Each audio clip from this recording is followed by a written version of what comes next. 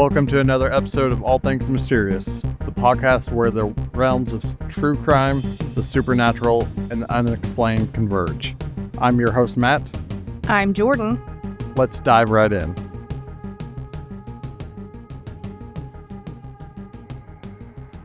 Today, we have a special episode for you. We're counting down the top 10 creepiest urban legends from around the world. Tales that have haunted our dreams and fueled countless stories. So turn off the lights, grab your favorite blanket, and let's embark on this eerie journey together.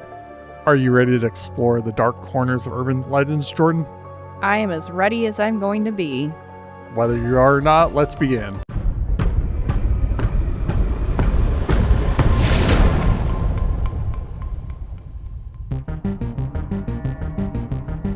Number 10, The Vanishing Hitchhiker. It's a cold, moonless night.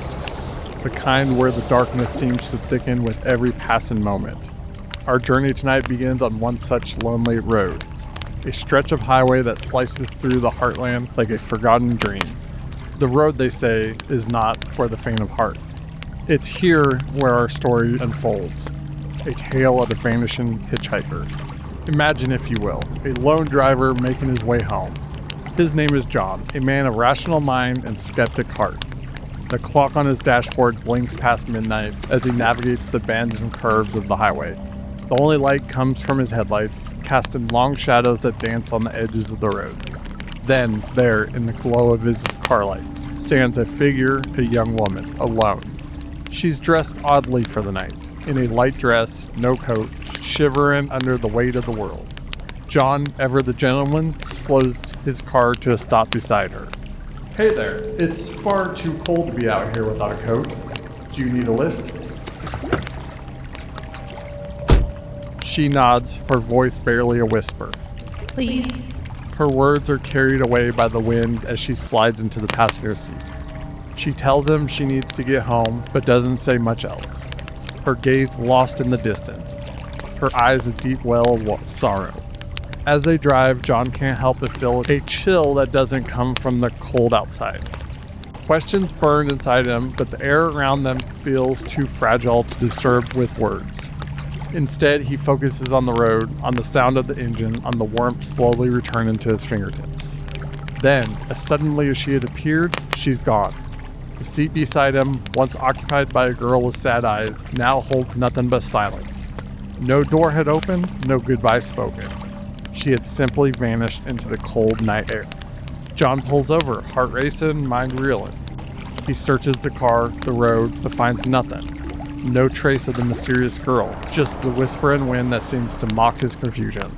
The next day, driven by a mix of concern and curiosity, John finds himself knocking on the door of an old house at the end of the lane she had pointed out as her home. An elderly woman answers, her eyes filled with a familiar sorrow. I know this might sound strange, but I picked up a young woman last night. She told me she lived here. I just wanted to make sure she made it home okay. The woman's face doesn't change, but her eyes speak volumes. She invites him in, and there on the mantle is a picture of the girl. The same sad eyes, the same light dress. That's my daughter. She died on that road 10 years ago tonight. A hit and run. Left her to die in that cold. Every year, someone like you comes to my door looking for answers. She's still trying to make it home, it seems. And so our tale comes to a close, leaving behind more questions than answers. The Vanishing Hitchhiker, a story repeated in countless variations across the world, reminds us of the thin veil between the living and the dead. It speaks to the never-ending journey home, to the loved ones we've lost, and to the mysteries that haunt the lonely roads we travel.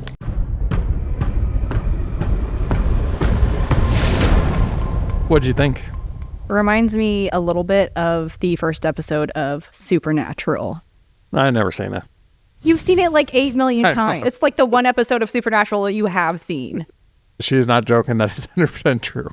I've started and stopped Supernatural so many times, at least once a year. You're ridiculous, I swear. But it's a really good story. And I've heard this, fable or tale countless times. And it's intriguing every single time that I hear it. And it's real. Supposedly. I mean, the idea is real. You know what I mean? Like, it's something that very easily could happen, and it's realistic. Because everybody knows somebody that didn't make it home one night, you know? I've been wanting to do this episode for a long time. Urban legends are so great because they're almost so vague that they could happen anywhere. Exactly. I don't know how many times I've been driving middle of the night, and if I saw a young girl walking on a cold night, I probably would stop too. Shoot, I probably would stop because as a woman, I'm really not going to be super threatened by another woman on the side of the road. I love this story. This is probably one of my favorite ones as far as urban legends go, but we're going to get into some really good ones here. Super stoked about it. Some of them you may know too, like our next one. Number 9, the babysitter and the man upstairs. On a stormy night in a quiet suburban neighborhood where the trees whispered secrets to those who dared listen, our story unfolds. A young babysitter, Sarah, was watching over the Thompson children while their parents enjoyed a much-needed night out. The children, after a night filled with games and stories, had long succumbed to sleep, leaving Sarah alone in the dimly lit living room. The house, a sprawling 2-story that had seen better days, creaked and groaned as if settling into its foundations. Sarah, trying to shake off the unease that clung to her like a second skin, decided to dive into her studies, textbooks sprawled across the coffee table.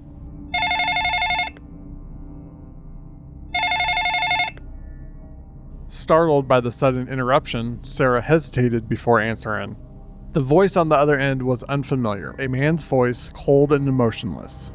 "Have you checked on the children?" Before she could respond, the line went dead. Sarah, heart pounding, chalked it up to a prank call. Yet the silence that followed seemed to press against her, heavy with unspoken warning. The night pressed on, relentless. The phone rang again, the same question. "Have you checked on the children?" This time, fear took root in Sarah's heart. She rushed upstairs, propelled by a need to see with her own eyes that the children were safe. Tucked in their beds, they slept soundly, oblivious to the storm outside and the one brewing within the house.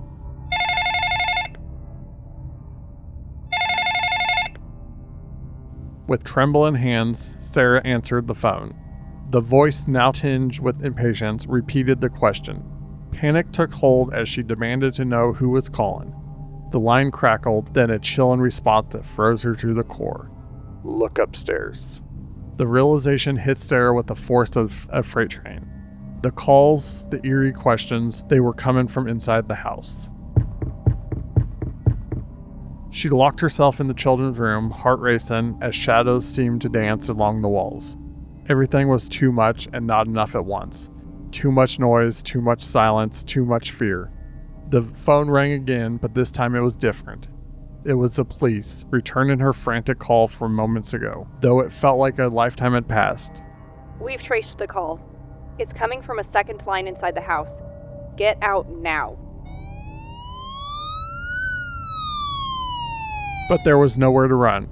The house felt alive, watching, waiting. The storm outside raged, matching the turmoil within. And then just as suddenly, silence fell, a suffocating, heavy silence. It was in this silence that the police found Sarah, the children safe beside her. The intruder was caught, hiding in the shadows of the unused guest room upstairs, a room forgotten by time, but not by malice. The babysitter and the man upstairs, a tale of terror that whispers of our vulnerability. It preys on the fear of being watched, of being not alone when we are most isolated. An urban legend, yes, but one that reminds us of the fragility of safety, the illusion of security. In the end, Sarah and the children were safe, but the scars remained, etched into their very souls. For in every shadow, in every unknown call, the question lingers, have you checked on the children? That is honestly my worst fear. It is terrifying. I am a person who carries a firearm. Always have been ever since I decided to live on my own. The second I decided to live on my own, I was like, no, I'm getting a gun. Hard truth. That's scary in many ways. You should not be scared of that. I know how to use it. I'm not saying you don't, but I've seen you get confused talking on a phone and you start talking on the wrong phone. Okay, you have a point. But I remember I was at my house once and my neighbors have kids. Now, the kids are grown at this point. This was several years ago. And there was somebody outside both of our houses. And I was fairly certain that they were home alone because there were no cars in the front, but I knew they were home. And there was somebody just walking outside the front yard and it was freaking me out. And it kind of reminds me of this situation because it literally can happen. That's the scariest part of these stories is it can happen. Oh, yeah. And it has happened. It's terrifying because it's real and it could happen.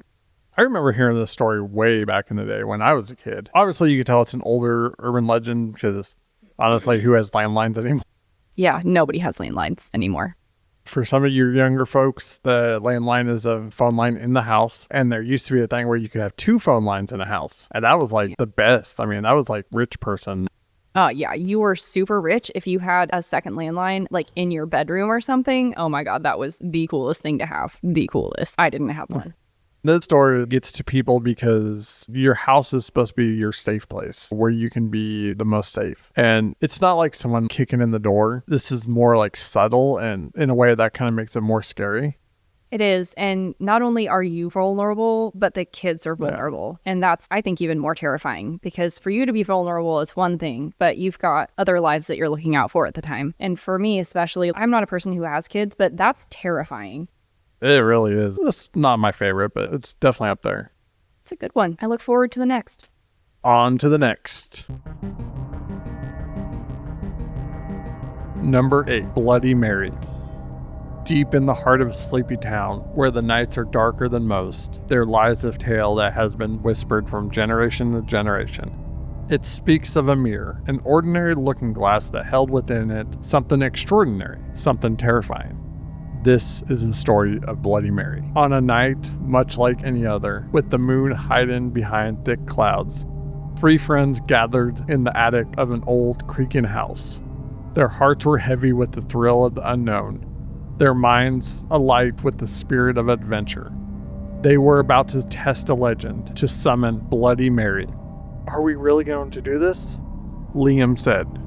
Yes, I've heard she can tell your future if you're brave enough to look into her eyes. Eva said. Or drag you into the mirror to live into her world forever. Sophie said.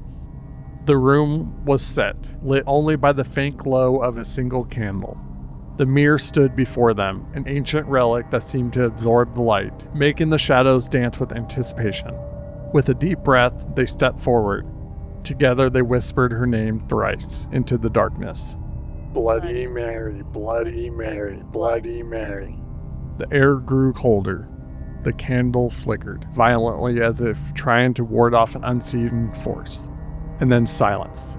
The mirror surface rippled and a figure appeared.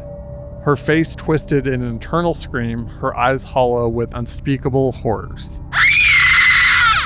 The friends stumbled back, their hearts racing, their breaths caught in their throats. Before them stood Bloody Mary, her appearance more ghastly than any tale had ever described. Her eyes locked with Liam's, reflecting a future filled with shadows and turmoil. Eva, paralyzed by fear, could see the sadness within Mary's gaze. The eternal longing for something lost, Sophie, the skeptic, found herself unable to look away. Her skepticism replaced by a deep, unshakable fear. The seconds stretched into eternity, the line between their world and the one within the mirror blurring. And then, just as suddenly as she had appeared, Bloody Mary vanished. The mirror once again showed only their pale, frightened faces. The friends left the attic that night, each carrying with them a piece of the legend they had awakened. Liam, whose future was clouded with unseen challenges. Eva, touched by the sadness of a spirit trapped between worlds. Sophie, her skepticism replaced by a respect for the mysteries that lay beyond the realm of the known.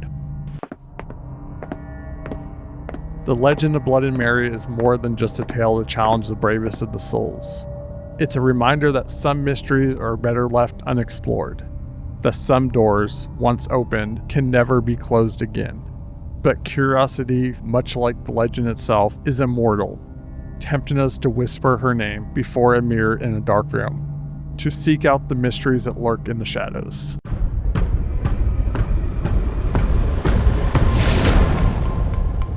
I will be 100% honest. Bloody Mary is probably the first urban legend I ever heard of as a kid. I think it's one of the first ones all of us ever heard of. I remember quite vividly my friends trying to dare me to say Bloody Mary in a mirror, and I was scared to. There's something about it that even when you're little is like, no, I think I probably shouldn't. It's one of those things where I don't believe in Bloody Mary, but it's been so deeply ingrained. Exactly. Just in case, I'm good. Let's not push the boundaries here. Now, Annabelle, we're definitely going to push those boundaries. Let's not. I don't know why Bloody Mary scares me, but Annabelle doesn't. Yeah, you work backwards. What is wrong with you? I mean, a lot, but what is wrong with you? Number 7, the expressionless.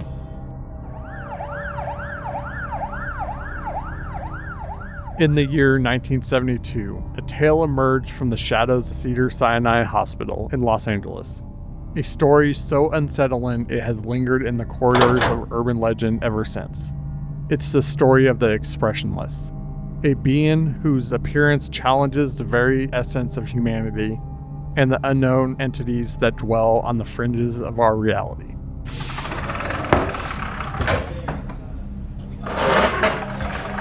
On a cool, damp night, when the mist seemed to whisper secrets only the dark could understand, hospital staff were caught off guard by a figure standing at the entrance. It was a woman, if one could call her that, clad in nothing but a white gown soaked in a crimson that was unmistakably blood. But it wasn't her attire that chilled the bones of those who saw her. It was her face, utterly devoid of expression, her eyes empty as if the soul within had been extinguished. "Miss, are you all right? Can you tell us your name?" But she said nothing. She simply stood there, motionless, an enigma wrapped in the trappings of a human form. The staff, prompted by a blend of duty and unease, moved to assist her. Yet as they approached, it became clear that something was profoundly wrong. As they led her to a room for examination, whispers filled the hallways. Speculation mingling with fear. Who or what was this woman? Where had she come from? And why was she there? The examination room felt colder than the rest of the hospital, a chill that seemed to emanate from the woman herself. As Dr. Simmons attempted to communicate with her, to piece the veil of mystery that surrounded her, she suddenly moved. Her actions were precise, almost mechanical, as she revealed a mouth full of razor-sharp teeth, a grotesque parody of a human smile. In the ensuing chaos, it became evident that this woman, this expressionless entity, was not human. Her strength, her impossible anatomy beneath the blood-soaked gown, spoke of something far older, far darker, than anyone present could understand. As quickly as she had appeared, she vanished into the night, leaving behind a room of terrified witnesses and a world of unanswered questions. Was she a harbinger of something beyond our understanding? Or a reminder of the mysteries that lie just beyond the veil of the known world? The tale of the expressionless challenges us to question not just the nature of humanity, but the very fabric of reality itself. It whispers of the unknown entities that might live alongside us, unseen, unfathomable, and unearthly.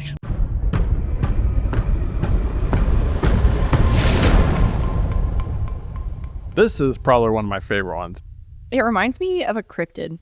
Yeah, that's exactly my first thought when I heard about this one, is that it was some kind of cryptid. I don't know, like, I'm pretty sure at work I'm pretty expressionless, so maybe I'm a cryptid. You are not expressionless at work. You are filled with rage. Yeah, but I mostly keep all that inside. You try, but no, you are filled with rage. Yeah, that's true. Could you imagine just seeing someone come in that's just totally expressionless? And covered in blood. Yeah. And then, surprise, razor sharp teeth. That would freak me out pretty good. Yeah, just a little bit. Actually, a whole lot. I don't know. Anymore, I just feel like, all right, that happened. Honestly, probably the least weird thing the doctors and nurses have ever seen. That's true. They're probably at this point like, well, one less to treat. On to the next. They're probably thinking, man, at least we get a break for a minute now. Dang it, now we gotta track her down. Number 6, the Hook Man. Nestled on the outskirts of a town that sleeps with one eye open lies a stretch of road known to locals as Lover's Lane, a haven for young love and whispered promises under the moon's watchful gaze. It was here on one such evening, imbued with romance and the intoxicating thrill of youth, that our story takes a sinister turn, the tale of the Hookman.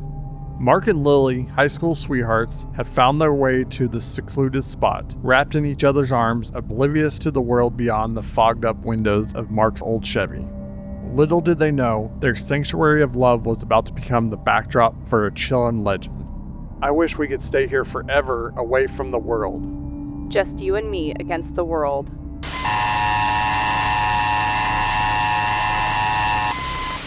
This is the emergency broadcast system. Stand by for further information. We interrupt this broadcast with a public safety announcement.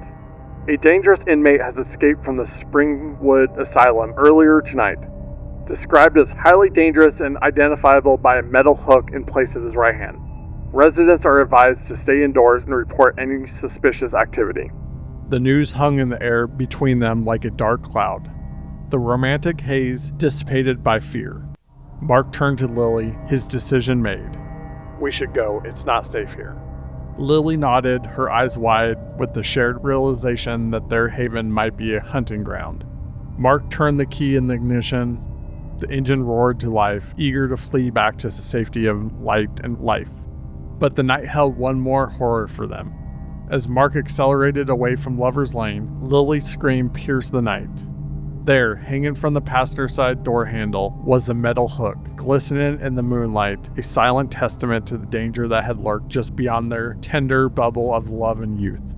The drive home was silent, each lost in their thoughts, replaying what might have happened had they stayed just a moment longer. Had fate been less kind? The Hookman, a specter of the night, had touched their lives, an unwelcome reminder of the fragility of safety. The tale of the Hookman isn't just a story to chill the spine. It's a parable of the dangers lurking just beyond the safety of our comfort zones. A warning that sometimes love and innocence might blind us to the realities of the world. That danger can find us even in the most private sanctuaries. As Mark and Lily discover that fateful night, some legends are rooted in truths too terrifying to ignore. The Hookman may be one such truth, a specter waiting in the shadows of our own lovers' lanes, reminding us to heed the warnings we might otherwise ignore.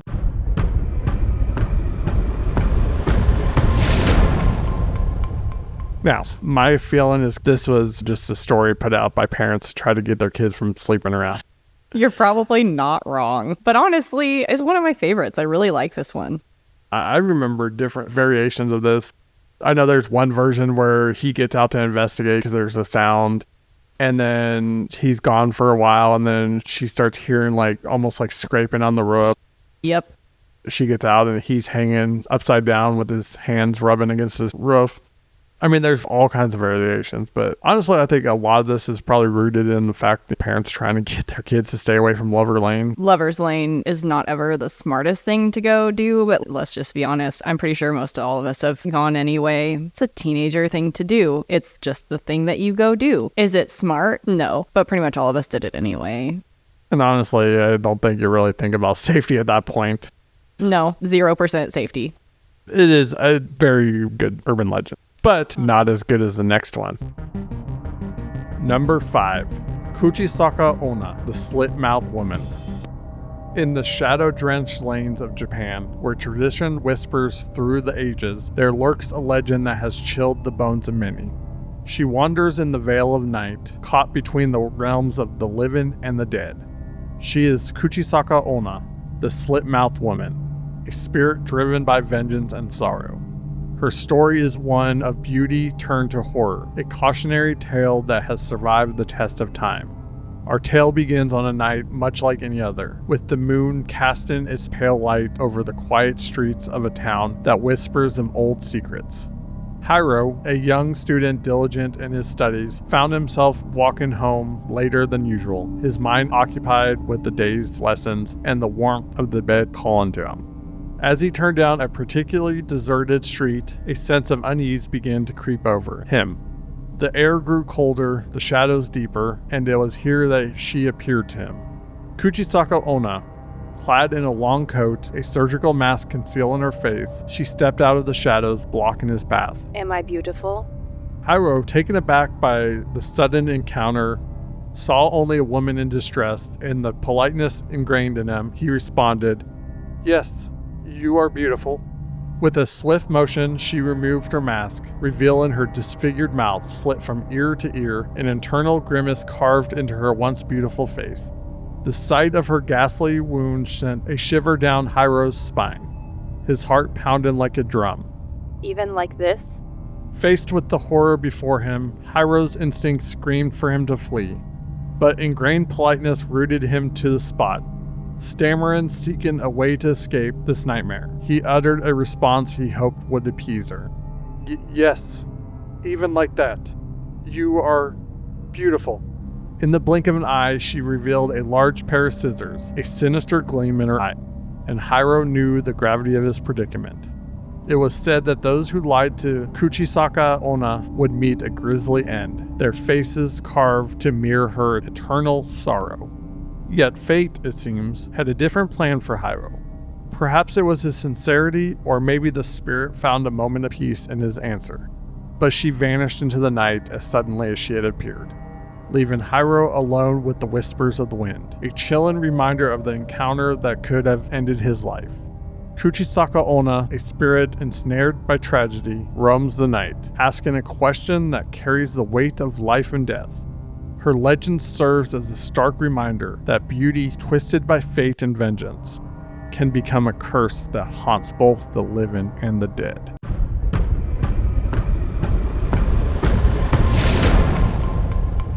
That story is kind of terrifying. It is, but I'm going to be honest with you. I relate to that kid so freaking hard because, like, ingrained politeness. Let me tell you, I relate to that. I'm, like, overly polite. I remember one time I was at, like, this dinner I had for something years and years ago. I was with my mom, and I thanked the waitress so many times that she told me I didn't have to tell her thank you anymore. She's like, please, just stop. She literally was just like, you don't have to say thank you every time. But at the end of the dinner, she was like, is this your daughter? Because my mom and I look very alike. And mom was like, yeah. She's like, she's very polite. I do the same thing. I will say thank you more times than I really need to, just because in certain situations, I just don't know how to respond. Yep, I just get super awkward and I'll say thank you. Number 4, La Llorona, the Weeping Woman. Deep in the heart of Latin American folklore, where the threads of history and myth intertwine, there exists a legend that echoes through the ages. It is a tale of loss, of despair, and of a mother's unending grief. This is the story of La Llorona, the Weeping Woman, a specter draped in white, haunted by tragedy. Along the banks of a river that flows like a ribbon of silver through the lush greenery of a forgotten village, the locals speak of a woman whose cries can be heard in the dead of night, mingling with the rustle of leaves and the soft lap of water against the shore. She is La Llorona, the Weeping Woman, cursed to eternal mourning for her lost children. As the moon hangs heavy in the sky, casting an otherworldly glow over the waterside, Maria, a young villager with a curious heart, found herself drawn to the river's edge. The air was thick with the scent of blooming flowers and the hushed whispers of legends untold. It was there on the riverbank that she saw her, a figure draped in a flowing white gown, her hair like a cascade of ebony silk, her face a mask of inconsolable grief. La Llorona wept, her cries a symphony of horror that pierced the stillness of the night. My children, my lost children. Maria, transfixed by the spectral presence before her, felt a shiver run down her spine. The story she had heard around the village of a mother doomed to roam the earth in search of her drowned children suddenly seemed more real than ever. As La Llorona cries grew louder, echoing through the night like a haunting lament, Maria felt a pull, a primal, irresistible urge to join the specter in her sorrow, to share in the weight of her grief and her eternal longing. But the villagers had warned her. Tales spun around fireside of those who had listened too closely to the Weeping Woman's call, only to be drawn into the depths of the river, never to return. And so, with a heavy heart and trembling limbs, Maria tore herself away from the riverbank, the mournful cries of La Llorona fading into the night behind her. The legend lived on, seared into her memory, a reminder of the unbreakable bond between love and loss, between mother and child. La Llorona, the weeping woman, her story etched in the fabric of folklore, a cautionary tale of grief that knows no bounds. Her cries echo through the rivers and lakes, a haunted melody that warns of the depths of sorrow and the price of eternal mourning.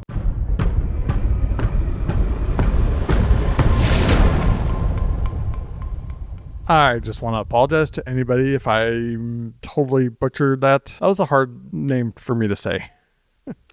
Yeah. Also, he decided to write a line in Spanish, and we did not do that. We did not. So I did not say it in Spanish because I don't know if you hear my voice. I don't speak Spanish. No. Yeah. To be fair, my original intent was to have someone who can speak Spanish actually say it. I just kind of slacked and forgot all about it until now. So Way to go, buddy. we just got to roll with it, you know. Well, someone who doesn't speak Spanish ended up reading it. In English, don't pat yourself too hard there. Yeah, although we did, try for a second, and then we were like, that's a really bad idea. Don't do that. Yeah. We already offended enough people. We don't need to offend any Spanish speaking people. Yeah, we already offended plenty. Don't need to add to the list right now. Well, wait a minute. But just wait for the next story. Great. Number 3, the Black-Eyed Children. In the dead of night, when the world slumbers under a blanket of darkness and the air is thick with silence, imagine an unsettling knock at your door. Your heart skips a beat as you approach cautiously, unsure of what awaits on the other side. As you crack the door open, 2 children stand before you, their presence sending a chill down your spine. Their eyes, once the windows to the soul, are as black as the void itself, devoid of any light or humanity. They speak in unison, their voices strangely monotone and devoid of emotion, yet somehow filled with a sinister undercurrent. May we come in? The request hangs heavy in the air, sending shivers down your spine. Everything within you screams to slam the door shut, to run and hide from these strange and unsettling visitors. The air around you grows colder, a malign presence seeping through the cracks in your defenses. You try to muster the courage to deny their request, to send them away into the night where they belong. But as you meet their empty, black-eyed gaze, a sense of dread washes over you, numbing your limbs and clouding your thoughts. With every passing moment, the darkness seems to seep from their very beings, casting a shadow over your home, over your very soul. You realize with a sinking feeling that letting them in would mean inviting disaster, inviting a malevolence you can scarcely comprehend. As the children's gaze locks onto yours, you feel a primal fear clawing at the edges of your mind, whispering tales of innocent faces twisted into something far more sinister. A choice hangs in the air, heavy with consequences that stretch beyond the realms of understanding. In a surge of defiance against the encroaching darkness, you find your voice, shaky but resolute. "I'm sorry, but it's late. You should go home now." With those words, the children's expressions shift from blankness to a fleeting glimpse of something malevolent, a darkness veiled in innocence. Their unblinking eyes bore into yours, their demeanor filled with an unsettling determination. Before you can react, they turn and vanish into the night, leaving behind an eerie emptiness in their wake.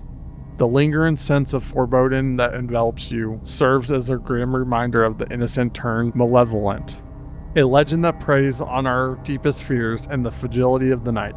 And as the specter of their visit fades into memory, you're left with the haunting question: what darkness lurks behind the innocent facades that walk among us? When the darkness comes knocking, will you have the strength to deny its entry?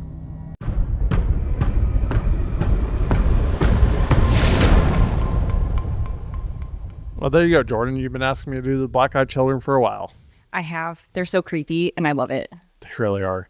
Have you ever looked at the pictures of them? Yeah, it's super, creepy. I don't know, foreboding. Just like creeps down your spine.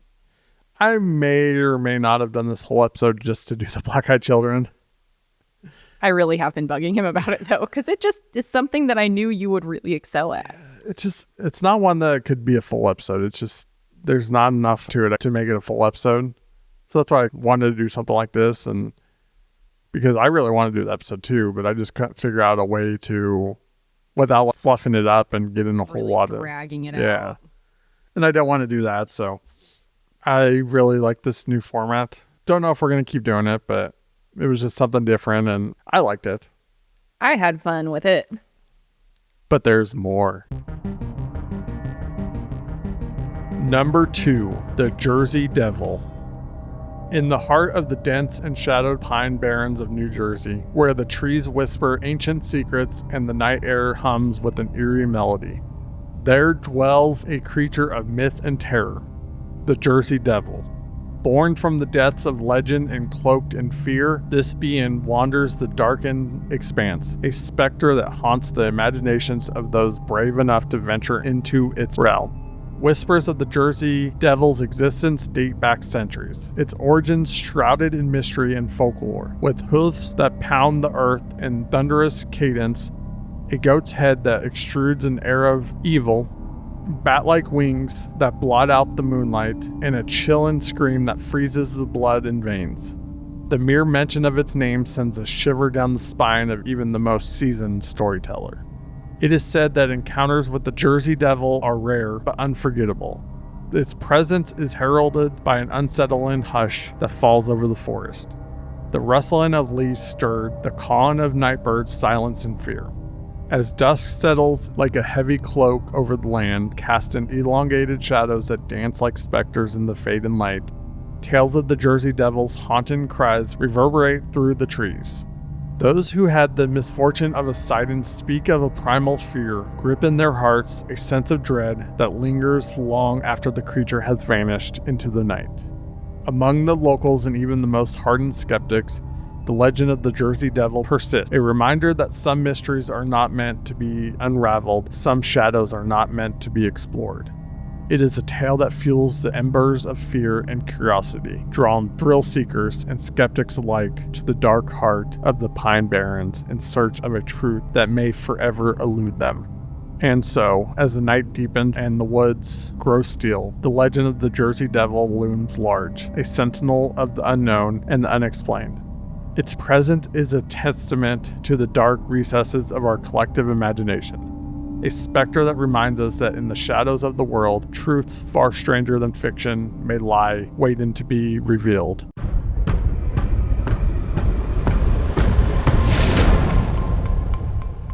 The Jersey Devil, aka Jordan. You know, that's fair. I'll go with that. I'm not even going to be mad about it. Like, that's fine. I like that one, the Jersey Devil's one of those weird ones. Reminds me of almost like the Chupacabra. That's what I was thinking. It's got so many different variations.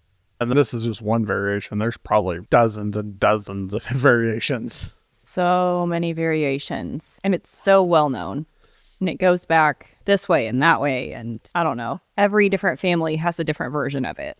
And I'll be honest, honestly, until I started doing research for this episode and everything, Jersey Devil is not one that I actually was familiar with. Oh, really? I was super familiar with it.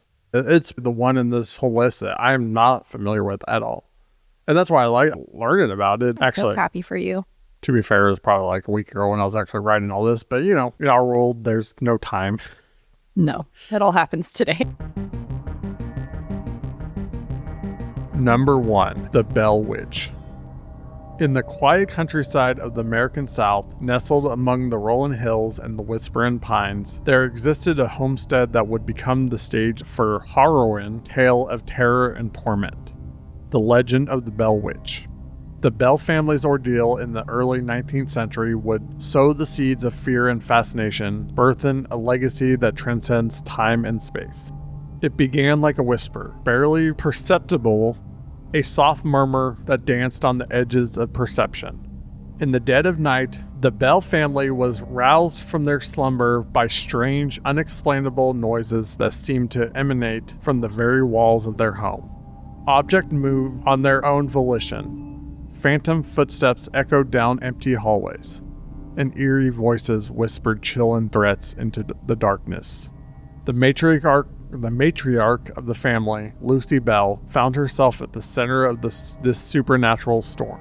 The entity that would come to be known as the Bell Witch seemed fixated on tormenting her, appearing as a formless specter that exuded a palpable malevolence, a darkness that clung to the air like a sinister fog. As the days turned into weeks and the weeks into months, the Bell Witch's reign of terror only intensified. Physical attacks on family members became disturbingly common, scratches and bruises appearing as if by an invisible hand. Her haunted voice filled the home with a cacophony of wails and whispers, each word dripping with malice and foreboding. Neighbors and visitors who came to witness the Bell Witch's malevolent presence were met with a force beyond comprehension. A poltergeist that defied all rational explanation. Its ability to mimic voices and manipulate the physical world left those who witnessed its wrath trembling with fear and disbelief. The Bell family's existence became a living nightmare. Their once peaceful home transformed into a battleground between the living and the dead. Desperate pleas for help fell on deaf ears as the specter's influence spread like a festering wound, inflicting all who dared draw near. And as the days stretched into endless nights, the Bell Witch's grip on the family tightened, its presence an ever-present shadow that cast a pall over their lives. The legacy of fear and unease that it left in its wake would persist long after its haunted whispers had faded into the ether. And so the tale of the Bell Witch stands as a testament to the fragility of our perceived reality, a chilling reminder that forces beyond our comprehension may lurk in the shadows, waiting to unleash their malevolence upon unsuspecting souls. The legacy of the Bell Witch endures a dark chapter of the annals of American folklore that serve as a warning to those who would dare tread the line between the living and the dead.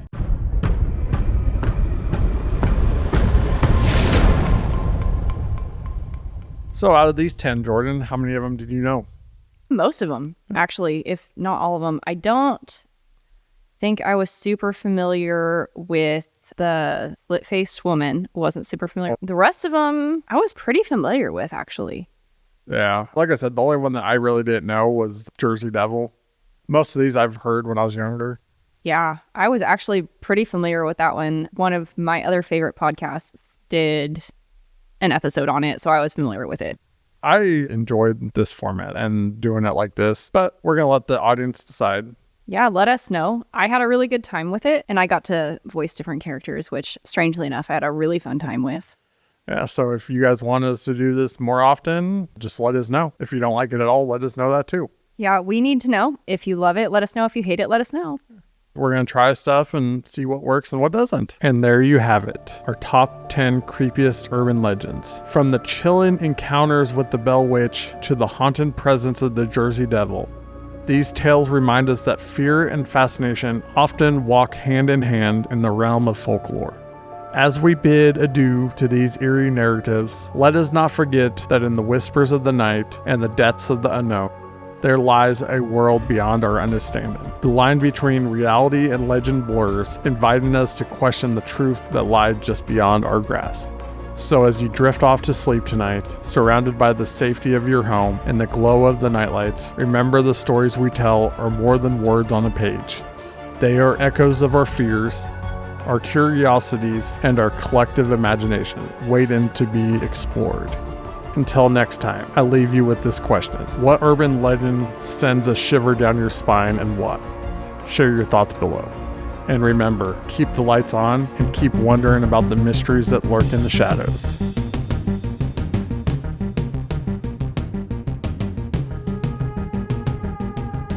Thank you for joining us on this journey through all things mysterious. If you've enjoyed uncovering these mysteries with us, please show your support by liking, subscribing, and following us on your favorite listening platform. For more content and ways to stay connected, don't forget to check out our links in the description below. As always, we keep you guessing.